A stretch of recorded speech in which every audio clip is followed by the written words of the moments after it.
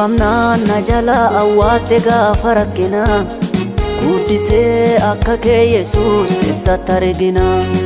Garaan koo amanuu didee guddisee firaan isaan barbaadutu kunoo harka kee jira.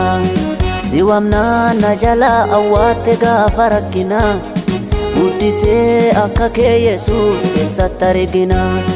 Garaan koo amanuu didee guddisee firaan isaan barbaadutu kunoo harka kee jira. Isaan barbaadutu kunoo harka kee jira. Isaan barbaadutu kunoo harka kee jira.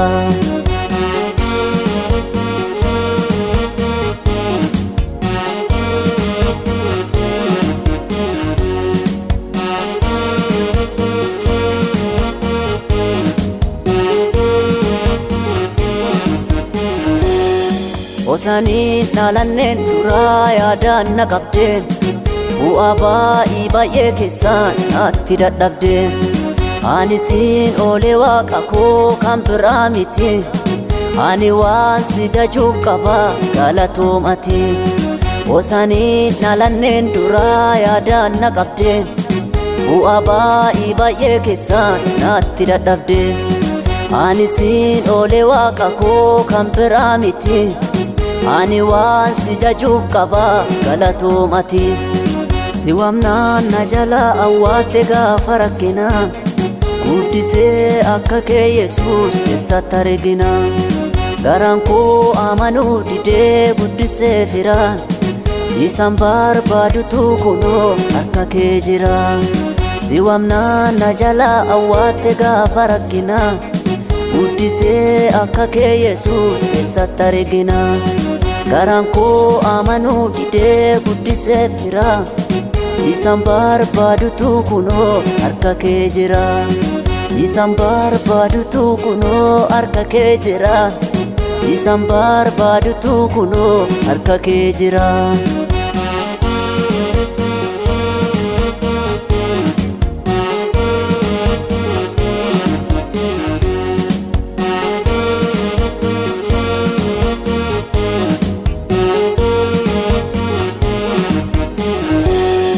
Ammucaa kee ta'oo firraa hin qabu shakkii karaa baaftee nagattasiin hin jedhu lakkee.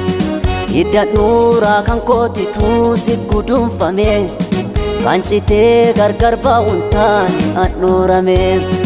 Ammucaa kee ta'oo firraa hin qabu shakkii karaa baaftee nagattasiin hin jedhu lakkee.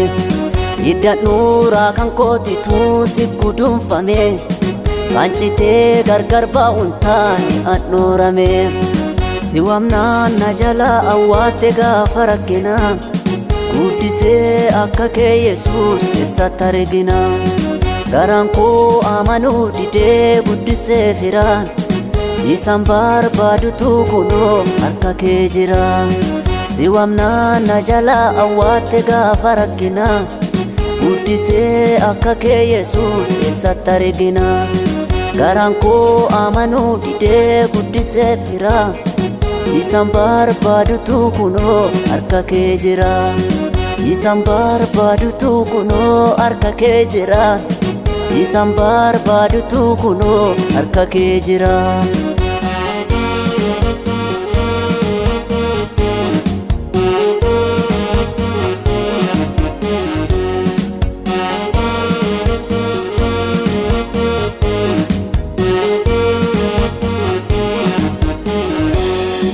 Ana mamma si yaadadhaa sin irraanfadhu seenaa boonsaa narraa qabdaa asi yaadadhuun. Lafa namni nan argine sin na yaadateen iddoo miidhama koositu irra dhaabateen. Ana mamma si yaadadhaa sin irraanfadhu seenaa boonsaa narraa qabdaa asi yaadadhuun. Lafa namni nan argine sin na yaadateen iddoo miidhama koositu irra dhaabateen. Siwamnaan na jala awwaate gaafa rakkina guddisee akka kee Yesuus eessatti argina. Garaan koo amanuu didee guddisee firaan Isan barbaadutu kunoo harka kee jira. Si waamnaa na jalaa awwaatte gaafa rakkina.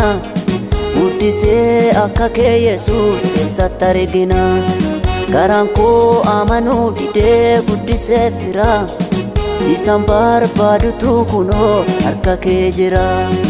Isan barbaadutu kunoo harka kee jira.